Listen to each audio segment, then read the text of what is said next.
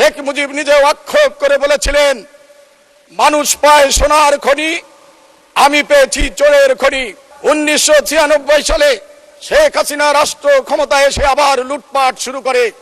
সেই 30,000 কোটি টাকার প্রকল্প 1,00,000 কোটি টাকা গ্রহণ করে লক্ষ লক্ষ হাজার হাজার কোটি টাকা কমিশন বাণিজ্য করে বিদেশে পাচার করে কানাডায় বেগম পাড়া তৈরি করেছে।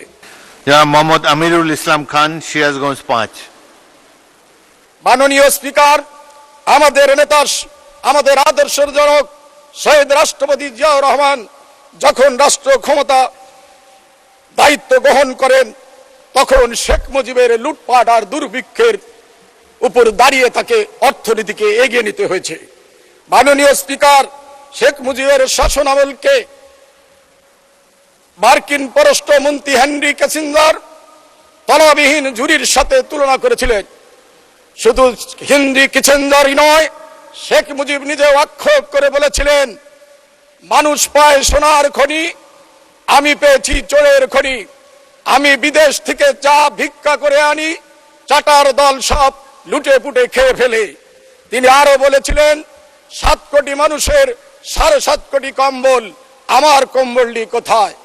মাননীয় স্পিকার, আমাদের নেতা শহীদ রাষ্ট্রপতি জিয়াউর রহমান রাষ্ট্র ক্ষমতায় অধিষ্ঠিত হয়ে সেই লুটপাট আর দুর্ভিক্ষের চ্যালেঞ্জ মোকাবেলা করে বাংলাদেশকে অর্থনৈতিক ভাবে স্বয়ংসম্পূর্ণ করে তুলেছিলেন।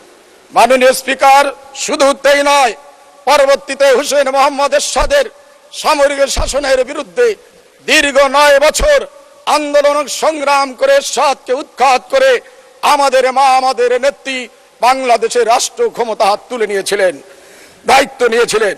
মাননীয় স্পিকার, এরশাদের লুটপাটের সময় 1990 সালে এরশাদ যে সর্বশেষ বাজেট দিয়েছিলেন, সেই বাজেট ছিল 87% পর নির্ভরশীল এবং ডোনেশনের বাজেট।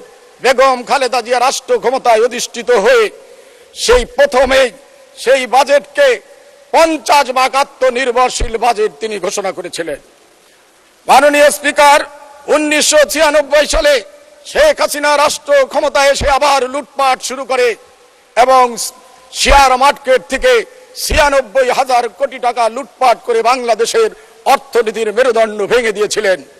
কিন্তু 2001 সালে দেশনেত্রী বেগম খালেদা জিয়া আবার রাষ্ট্র ক্ষমতায় এসে বাংলাদেশের অর্থনীতির চাকাকে সচল করেছিলেন। সেই দিন বেগম খালেদা জিয়ার অর্থনীতির সফলতায় কে বিশ্ব অর্থনীতিবিদ এবং বিশ্লেষকরা এবং বিশ্বের বিভিন্ন সংস্থা বেগম খালেদা জিয়ার অর্থনৈতিক সফলতাকে দক্ষিণ এশিয়ার ইমার্জিং টাইগার হিসেবে তুলনা করেছিলেন। তেমনি ভাবে আজ আমাদের নেতা জনাব তারেক রহমান এবং তার সুযোগ্য অর্থমন্ত্রী আমির খোরশেদ মাহমুদ চৌধুরী যে প্রেক্ষাপটে জাতির সামনে এই বাজেট উপস্থাপন করেছেন, আমি মনে করি এই বাজেট চ্যালেঞ্জের বাজেট।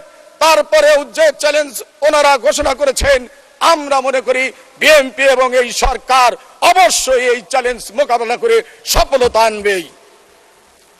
মাননীয় স্পিকার, ফ্যাসিস্ট শেখ হাসিনা পালিয়ে যাওয়ার পূর্বে অর্থনীতির যে করুণ চিত্র রেখে গেছেন, তার সামান্য চিত্র আমি জাতির সামনে তুলে ধরতে চাই।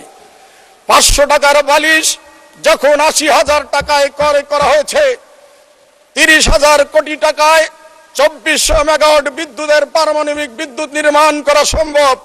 সেই 30,000 কোটি টাকার প্রকল্প 1,00,000 কোটি টাকা গ্রহণ করে লক্ষ লক্ষ হাজার হাজার কোটি টাকা কমিশন বাণিজ্য করে বিদেশে পাচার করে কানাডায় বেগম পাড়া তৈরি করেছে। শুধু তাই নয়, ওই সরকারের একজন দরবেশ ছিলেন, যে দরবেশ বাবা তিনি নামে বেনামে বিভিন্ন প্রতিষ্ঠানের নামে লোন দিয়ে 6,40,000 কোটি টাকার ঋণের বোঝা আমাদের ঘাড়ে চাপিয়ে দিয়েছেন। মাননীয় তৎকালীন ফ্যাসিস্ট প্রধানমন্ত্রী তার বাবাকে স্মরণীয় করার রাখার জন্য অপ্রয়োজনীয় কর্ণফুলী টানেল প্রতিস্থাপন করে জাতির ঘাড়ে ঋণের বোঝা চাপিয়ে দিয়ে গেছেন। শুধু